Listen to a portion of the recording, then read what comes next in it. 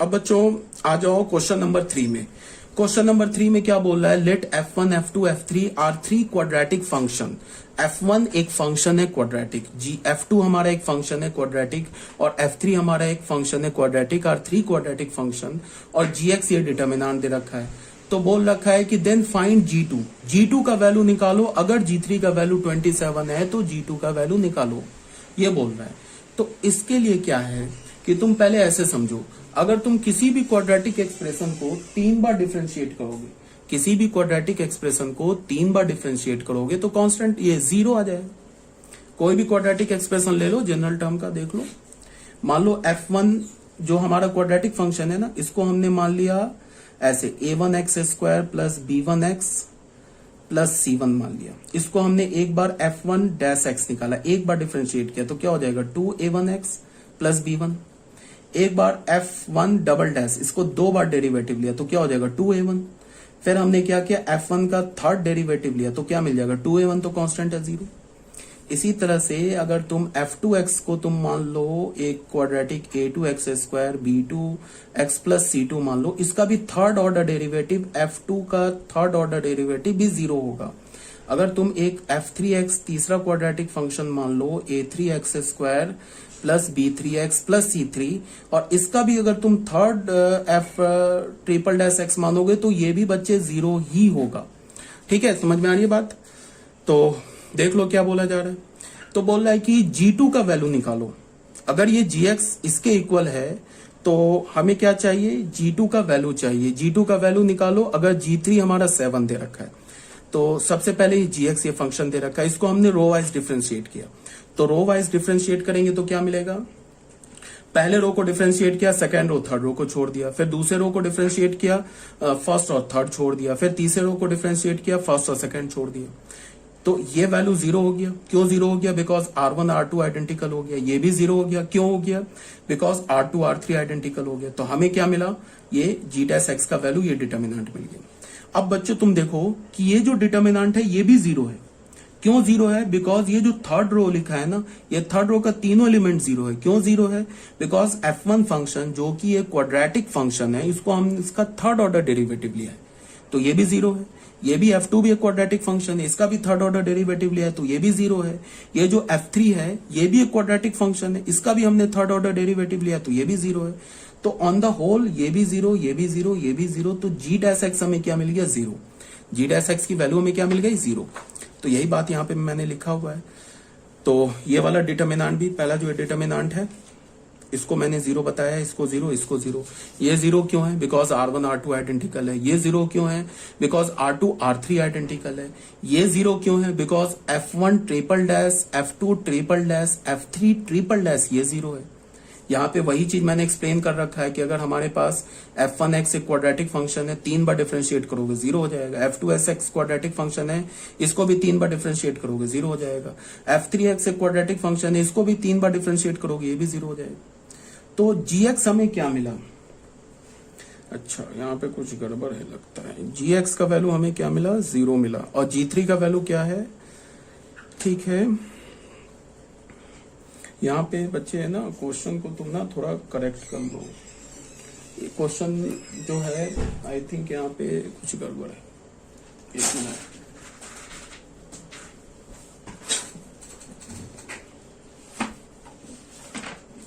बच्चे क्वेश्चन जो है ना, कोई बात नहीं है, ऐसे क्वेश्चन तो यहीं पे करेक्ट हो जाएगा, कोई प्रॉब्लम नहीं है। ये जो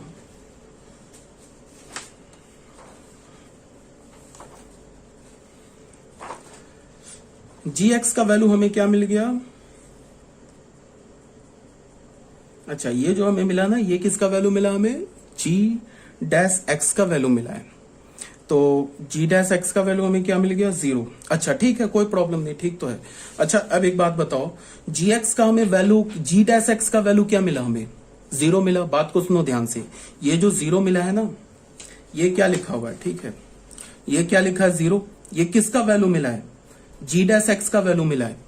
तो इसका क्या मतलब है, जो gx है ना, gx वो एक कांस्टेंट फंक्शन है। g डैश x का वैल्यू 0 मिला है तो फिर जो gx है वो कांस्टेंट फंक्शन है। क्यों, बिकॉज कांस्टेंट फंक्शन का ही तो डेरिवेटिव 0 होता है। समझ रहे हो बात को? अगर मैंने तुमको कोई एक फंक्शन दे दिया, gx फंक्शन दे दिया, मान लो 2 के इक्वल दे दिया, gx फंक्शन किसके इक्वल दे दिया? 2 के, ऐसे दे दिया मैंने, gx फंक्शन तुम्हें 2 के इक्वल दे दिया, तो ये तो कांस्टेंट फंक्शन है, तो g डैश x क्या मिल जाएगा? में 0 मिल जाएगा। अगर मान लो तुम्हें gx फंक्शन मैंने 5 के इक्वल दे दिया, तो ये तो कांस्टेंट फंक्शन है, तो g डैश x क्या मिल जाएगा? तुम्हें 0 मिल जाएगा। तो हमें g डैश x क्या मिला? 0। तो इसका क्या मतलब है कि gx जो फंक्शन है वो एक कांस्टेंट फंक्शन है, मतलब ये जो फंक्शन लिखा है ना, ये एक कांस्टेंट फंक्शन है, और हमें पता है कि कांस्टेंट फंक्शन का वैल्यू x के किसी भी वैल्यू के लिए 0 ये सेम होता है। अगर मैंने ये कांस्टेंट फंक्शन है ना gx 5 ले लिया, तो यहाँ पे x का वैल्यू तुम 2 डालो, 3 डालो, 8 डालो, सबका वैल्यू 5 होगा। अगर यहाँ पे मैंने ये कांस्टेंट फंक्शन 2 ले लिया, तो x का वैल्यू 1 डालो, -1 डालो, 8 डालो, 10 डालो, सब पे वैल्यू 2 ही देगा। तो यहाँ पे एक बार अगर g3 का वैल्यू 27 है और हमें पता है कि gx कांस्टेंट फंक्शन है, क्यों पता है? बिकॉज g डैश x 0 है, तो g2 का भी वैल्यू 27 होगा, because gx is a constant function. ठीक है ना? क्यों कांस्टेंट फंक्शन है? Because g dash x is 0। तो अगर gx कांस्टेंट फंक्शन है और g3 का वैल्यू 27 है, तो फिर g2 का भी वैल्यू 27 होगा, g4 का भी वैल्यू 27 होगा, g-1 का वैल्यू 27 होगा। ठीक है, इसमें कोई प्रॉब्लम नहीं होनी चाहिए। तो ये भी क्वेश्चन सॉल्व हो गया। अब बच्चों आ जाओ integration of determinants.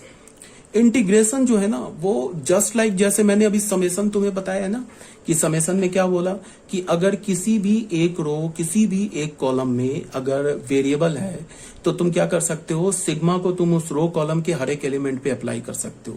Because summation क्या होता है? समेशन इज जस्ट एडिशन ही तो है। ये इंटीग्रेशन क्या? एडिशन ही है। आगे तुम पढ़ोगे, इंटीग्रेशन चैप्टर में पढ़ाऊंगा, तो उसमें देखोगे इंटीग्रेशन भी समेशन है, बट जो समेशन होता है ना, सिग्मा वाला जो समेशन होता है, उसमें हम डिस्क्रीट वैल्यू को ऐड करते हैं, इंटीग्रेशन में हम कंटिन्यूअस वैल्यू को ऐड करते हैं। यही बस बेसिक डिफरेंस है। इंटीग्रेशन का जो साइन होता है ना ऐसे, ये जो ऐसे होता है, ये एस को ना, एस को खींच दिया गया, मतलब एस को ऐसे लंबा कर दिया, ये एक्चुअल एस लिखा हुआ है। एस का मतलब क्या से होता है? समेशन होता है।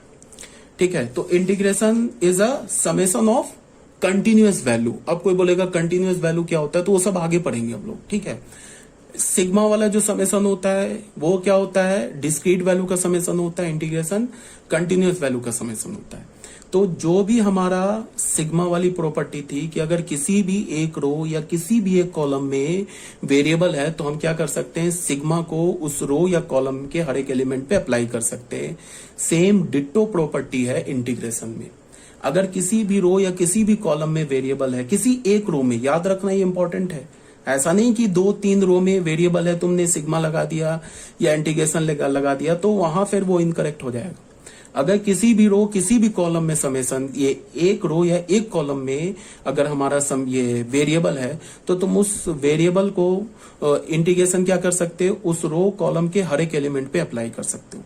यही बात यहाँ पे लिखा है, if variable is present only in one row और column, then integration can be taken inside और can be applied directly to that row और कॉलम।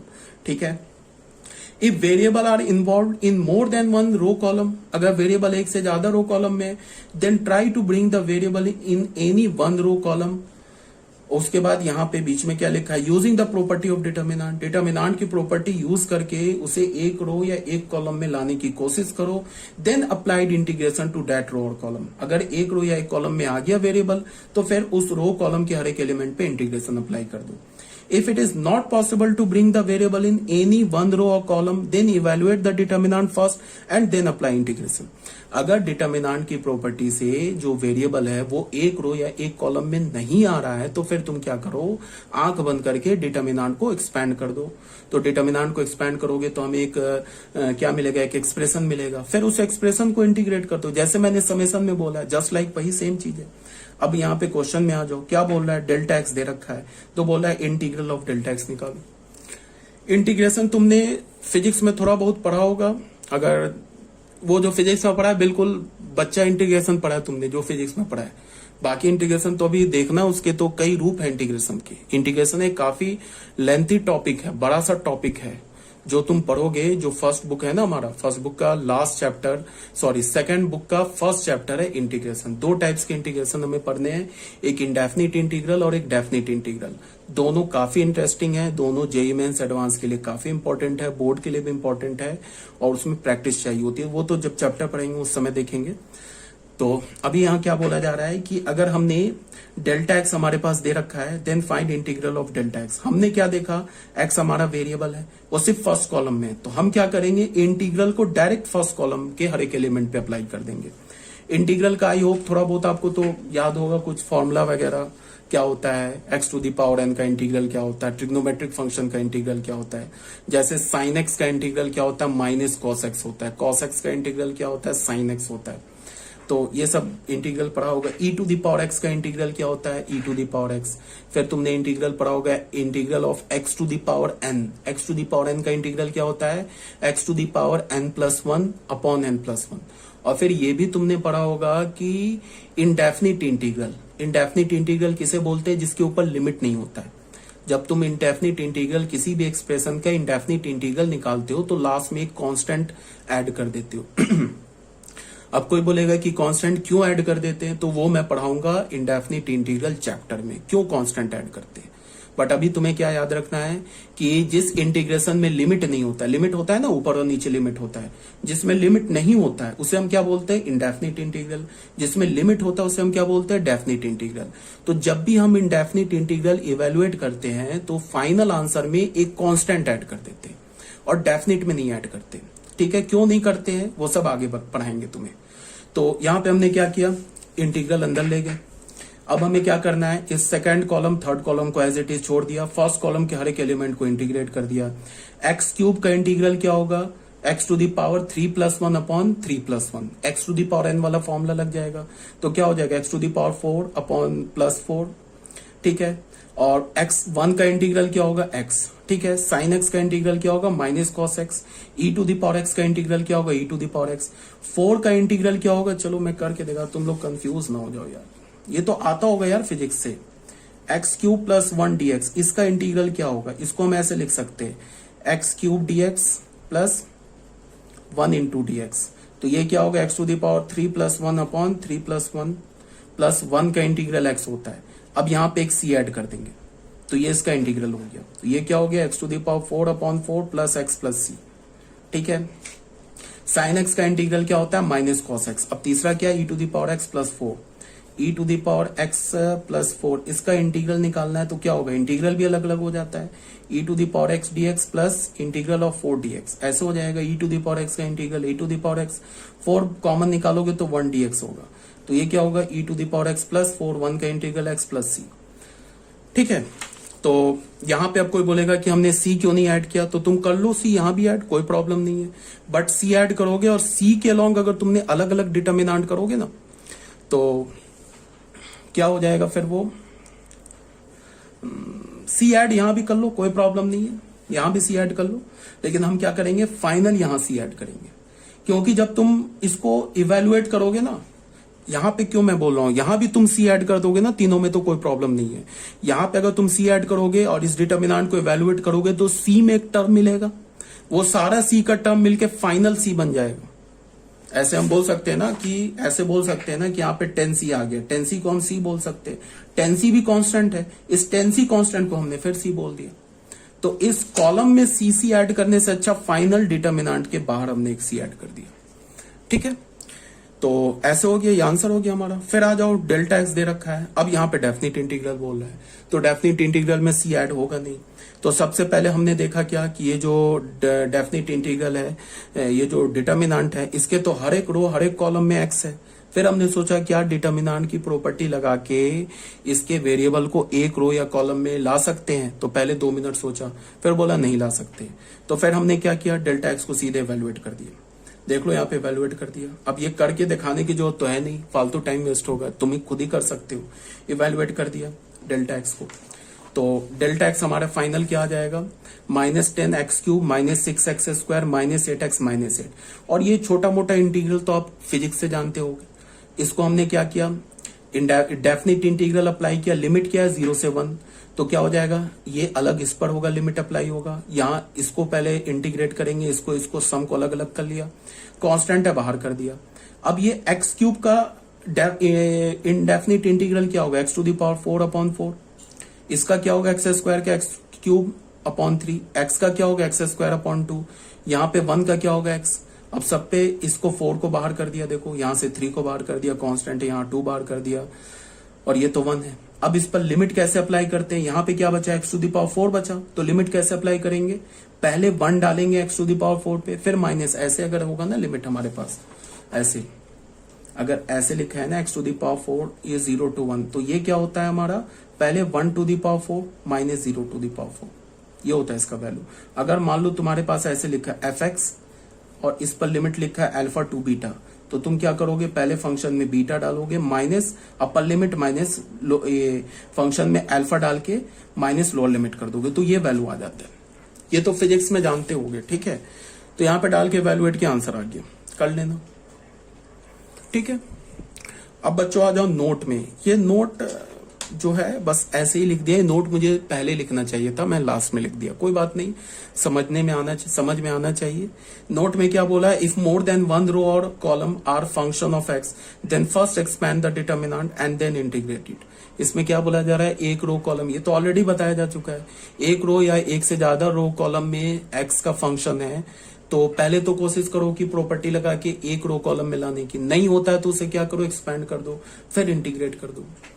सेकंड में क्या बोला जा रहा है कि हमारे पास एक डेल्टा एक्स दे रखा है, डेल्टा एक्स क्या दे रखा है, f x g x h x A1 B1 C1 A2 B2 C2, ये कांस्टेंट है।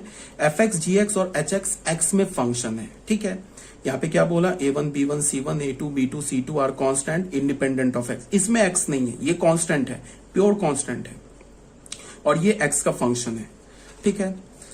तो हम लोग क्या करेंगे, अच्छा ये नोट तो पहले ही बताना चाहिए था, लेकिन चलो कोई बात नहीं है। हम लोग क्या करेंगे कि अगर हमें इसका डेल्टा एक्स निकालना है ना, इसका डेल्टा एक्स, इसका हमें इंटीग्रल निकालना है, तो इस डेल्टा एक्स का इंटीग्रल निकालना है, तो इसमें तो कोई फंक्शन नहीं है, एक्स में कोई फंक्शन नहीं है, सिर्फ फर्स्ट रो में वेरिएबल इन्वॉल्व है, तो हम क्या करेंगे, फर्स्ट रो के हर एक एलिमेंट को जाके इंटीग्रेट कर देंगे, ठीक है। ये तो वही बात लिखी हुई है, फर्स्ट रो के देख लो, डेफिनेट इंटीग्रल अगर हमें डेल्टा एक्स का चाहिए तो फर्स्ट रो के हर एक एलिमेंट को जाके क्या कर दिया, इंटीग्रेट कर दिया। अगर ये एफ एक्स सेकेंड रो में होता, A1 हमारा फर्स्ट रो में होता, A2 B2 C2 हमारा थर्ड रो में होता, तो फिर क्या करते, सेकेंड रो के हर एक एलिमेंट को जाके इंटीग्रेट कर देते, ठीक है ना। यही बात यहां पे दे रखा है, देखो F x g x h x हमारा क्या दे रखा है, फर्स्ट कॉलम में दे रखा है, तो हमें इसका डेफिनेट इंटीग्रल चाहिए ए से बी। ये डेफिनेट के लिए भी एप्लीकेबल है, इनडेफिनेट के लिए भी एप्लीकेबल है। ये अगर ए बी नहीं होता तो यहां से ए बी हट जाता है, ठीक है। तो फर्स्ट कॉलम में क्या हमारे पास वेरिएबल इन्वॉल्व है, सेकंड कॉलम थर्ड कॉलम में तो वेरिएबल इन्वॉल्व नहीं है, तो हमने डायरेक्टली जाके क्या किया, फर्स्ट कॉलम को इंटीग्रेट कर दिया। फर्स्ट कॉलम को इंटीग्रेट करने का मतलब फर्स्ट कॉलम के हर एक एलिमेंट का हमने डेफिनेट इंटीग्रल निकाल लिया with limit A to B, तो ये हमें आंसर आ जाएगा। अगर यहाँ पे इंडेफिनिट इंटीग्रल होगा तो एक सी ऐड कर देंगे, ठीक है बच्चों। तो यही था हमारे पास, ठीक है। तो आई थिंक आपको क्लियर होना चाहिए। अगर अभी कोई डाउट रह गया हो, थोड़ा मैं इधर 1-2 दिन स्लो हो गया आपको पीडीएफ सेंड करने में और क्या बोलता हूँ वीडियो लेक्चर बनाने में, थोड़ा मैं स्लो हो गया, 1-2 दिन डिले हो गया, ठीक है। तो अब मैं कोशिश करूंगा यार, कोशिश कर रहा हूं मैं कि तुम्हें जल्द से जल्द सारे पीडीएफ सेंड करूं, जल्द से जल्द सारे वीडियो लेक्चर सेंड करूं कि तुम मैक्सिमम कम टाइम में हमारा सिलेबस कंप्लीट हो जाए। देखो है क्या कि जो हमारी जो क्लास होती है ना व्हाट्सएप पे, वो सिर्फ डाउट क्लास होती है। उसमें अगर कोई तुम्हें बोल रहा है ना कि मैं व्हाट्सएप पे तुम्हें पूरा जेईई मेंस एडवांस पढ़ा दूं, तो मेरे ख्याल से पॉसिबल नहीं है। मेरे ओपिनियन से व्हाट्सएप पे पढ़ाना पॉसिबल नहीं। ये जो पढ़ा रहा हूं ना मैं, जो फिजिकली प्रेजेंट होके मैं तुम्हें क्लास में पढ़ाता हूं, वो पढ़ाई अभी दे रहा हूं मैं तुम्हें, मतलब एज अ रिकॉर्डिंग भेज रहा हूं, ठीक है। तो व्हाट्सएप पे जो होता है वो तो बस एक इंटरेक्शन होता है, जैसे कि मैं डाउट क्लास में आता हूं ना, तुमसे पूछता हूं कोई डाउट है तो बता दो, फिर मैं तुम्हें क्वेश्चन देता हूं सॉल्व करो, तुम लोग सॉल्व करते हो, तो वही होता है व्हाट्सएप पे। पढ़ाता नहीं हूं मैं, और कोई पढ़ा नहीं सकता। अगर मैं तुम्हें एक पेज सेंड कर दूं और पेज सेंड करके बोलूं कि ये पेज देखो, मैं बोल के पढ़ा रहा हूं, नहीं पॉसिबल है यार। ये कोई मजाक नहीं है, कोई ये नहीं है कि जेईई मेंस एडवांस जो है ना, एडवांस खासकर, ये वर्ल्ड रिकॉग्नाइज्ड है।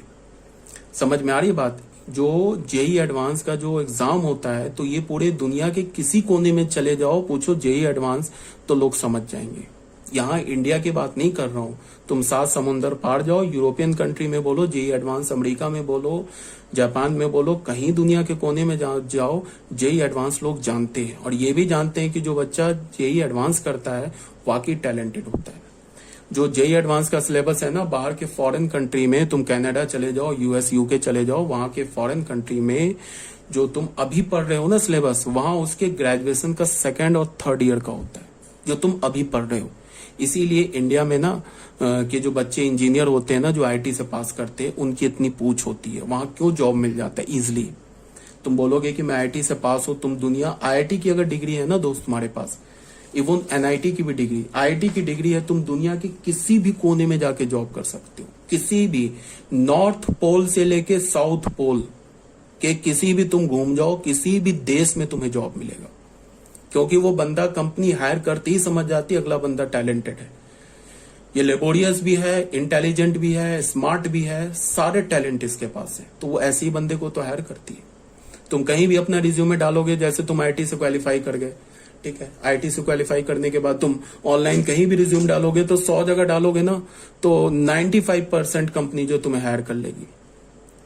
तो ये सब बोलने की जरूरत नहीं है। तो क्लास में भी ऐसे प्रवचन तो मैं देता ही रहता हूँ। बहुत बच्चे जो हैं, जो समझते हैं, जो अभी सेक्रीफाइस कर रहे हैं, मेहनत कर रहे हैं, उनका वो सेक्रीफाइस उनको काम देगा, काम नहीं देगा उनकी पूरी लाइफ बना देगा। और जो अभी अपना टाइम वेस्ट कर रहे हैं, नहीं पढ़ रहे हैं, उनको वो सारी जिंदगी वो क्या करेंगे, पछताएंगे। कहने का ये मतलब है कि पढ़ो, मेहनत करो। ओके, बहुत हो गया प्रवचन।